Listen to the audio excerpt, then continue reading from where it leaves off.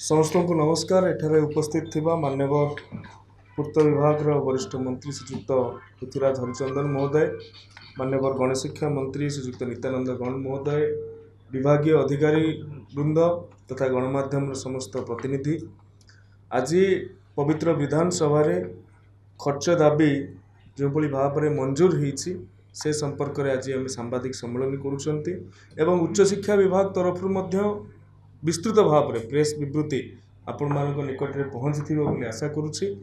चुंबक संक्षेप ए 3664 कोटी 40 लाख टंकार जो खर्च दाबी बा व्ययबराद करा जाइछि से नूतनत्व कौन अच्छी गत वर्षर जहाँ रेगुलर आमर एक्सपेंडिचर थिला ताहाकु रखिबा सहित नूतनत्व भाव में उच्चशिक्षा क्षेत्र में महिला आर्थिक रूपे पछुआ वर्ग अनुसूचित जाति और जनजाति वर्गर छात्र छात्री मानकर अंशग्रहण को वृद्धि कराई जीईआर को ग्रॉस एनरोलमेंट रेशियो को 50% रे पहुँचाइवाई आम प्रतिश्रुतिबद्ध अच्छु। एवं प्रधानमंत्री उच्चतर शिक्षा अभियान रे गत वर्ष 676 कोटी 60 लाख टंका केंद्र राज्य 60-40 मैचिंग शेयर रे आमे पाइथिलु। से बजेट हेड रे आमे 200 कोटी टंका चलित वर्ष ओडिशार जो मैचिंग शेयर से व्ययबराद करा जाइछि। एवं केंद्र बजेट रे प्रत्येक जिल्ला रे गोटे गोटे महिला छात्रावास स्थापन पर घोषणा करा जाइथिला। आमर मुख्यमंत्री श्री मोहन चरण माझी प्रधानमंत्री पदक्षेप को प्रशंसा करथिले। एथिरे आउ दुई पात आगु को जाइकी उच्च शिक्षानुष्ठान मानकर छात्री मानकर हॉस्टल व्यवस्था को हॉस्टल निर्माण को सुनिश्चित करबा पई चलित वर्ष प्रारंभिक भाव में 15 कोटी टंकार व्ययबराद करा जाइछि। ओडिशा सरकार द्वारा उच्च शिक्षा क्षेत्र में मुख्यमंत्री मेधावी छात्र प्रोत्साहन योजना ई मेधावृत्ति ओडिया रे यूजी पीजी पढ़ाई थिबा व्यासकवि फकीरमोहन भाषावृत्ति जहाँ को निकट अतीत में सरकार ओडिशा बाहर मध्य जो पिला माने विभिन्न शिक्षानुष्ठान रे ओडिया रे पीजी यूजी पढ़ुछंती सेमानंक पई मध्य ए वृत्ति को केउ भली भाव रे लागू करा जाइबो सेति पई मध्य प्रयास करथिले। गरीब छात्र छात्री मानक पई गोपबंधु शिक्षा सहायता योजना एवं आउ एक शिक्षावृत्ति को सरकार नीति निर्धारित करिसेंती विदेश शिक्षावृत्ति योजना जो अनुसूचित जाति जनजातिर पिला माने विश्वर क्यूएस रैंकिंग रो टॉप 200 यूनिवर्सिटी रे पढ़िबा पई योग्य विवेचित होउचंती किंतु आर्थिक अवस्था कारण से माने पढ़ी पारु नाहंती। सरकार सेमानंकु 2 वर्ष रे नॉन रिफंडेबल 50 लाख टंका प्रदान करिवे जद्वारा कि ओडिशार अनुसूचित जाति जनजाति समुदायर पिला माने विश्वर टॉप यूनिवर्सिटीज मानकरे पढ़िबारु वंचित हेबे नाही। ए प्रकार सबु छात्रवृत्ति को मिसई 88 कोटी टंका ए बजेट हेड रे रखा जाइछि। एवं ओडिशा प्रशासनिक सेवा परीक्षा पाई पूर्वर जेतिकी बजेट अनुदान करा जाउथुला सेथिरे 48% वृद्धि करा जाई चलित वर्ष 10 कोटी टंका प्रदान करा जाइछि।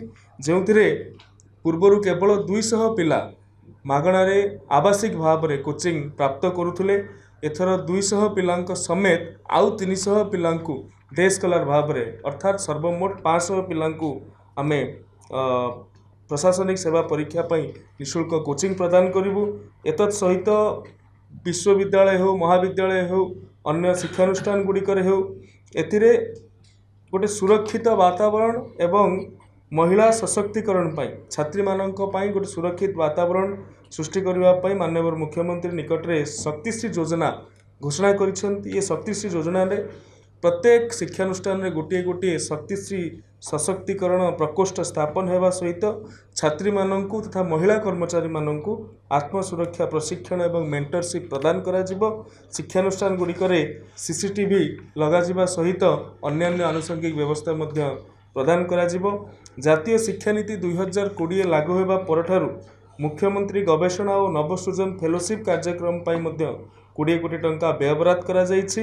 एवं आम पिला माने जो भली भाव में जुग उपयोगी हो पारिबे विश्व उपयोगी हो पारिबे सेथिपई आजिर दिन रे पृथ्वी रे जो जो नूतन टेक्नोलोजी रे आम पिला मानकु परिपुष्ट करिवार आवश्यकता अछि ता डिजिटल ट्विन हो पारे इंटरनेट ऑफ थिंग्स हो पारे क्लाउड कंप्यूटिंग हो पारे ब्लॉकचेन हो पारे एआई हो पारे कि AVGC animation visual effect gaming और कॉमिक ए सब कथा को आगु नवापाई 5 कोटी टंका व्ययबराद करा जाइछि। एठारे प्रकाश योग्य जे निकट अतीत केंद्र बजेट रे केंद्र सरकार विभिन्न स्कूल और कॉलेज मानकरे कंटेंट क्रिएशन लैब पई मध्य बजेट रो अर्थ बराद करिसंती। एहाको आमे आ दुई पाद आगु नेछु एवं आईसीटी लैब प्रतिष्ठा पई मध्य 25 कोटी टंका व्ययबराद करा जाइछि। एवं गोटे नुआ योजना TAPAS Tapas training for Agniveer preparedness and self transformation आमर सशस्त्र बाहिनी प्रतिरक्षा सेवार अंशग्रहण ओडिशा राज्यर अन्य राज्य तुलन में कम अटे। ए संख्या हूँ 1%।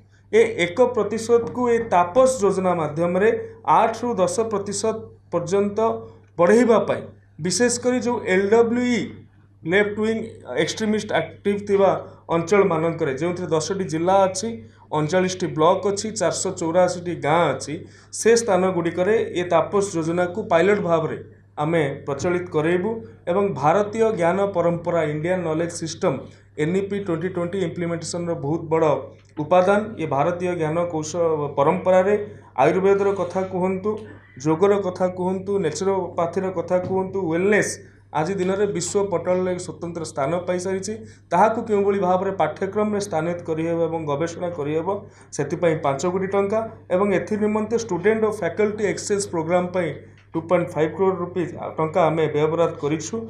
उच्च शिक्षा रे SCBC वर्ग को 11.25% संरक्षण ठार आरंभ कर विश्वविद्यालय मानक ऑटोनॉमी फेराइबा छात्र छात्री मानकर दक्षता विकास निमंते BOPT BFSI national stock exchange Wadhwani foundation तथा national university of Singapore GFTN AIDF एभली विश्वर नामकरा ऑर्गेनाइजेशन मानक सहित MOU स्वाक्षरित करी आम पिला माननकु विभिन्न मॉडर्न टेक्नोलोजी रे एम्बेडेड करा जाउछि।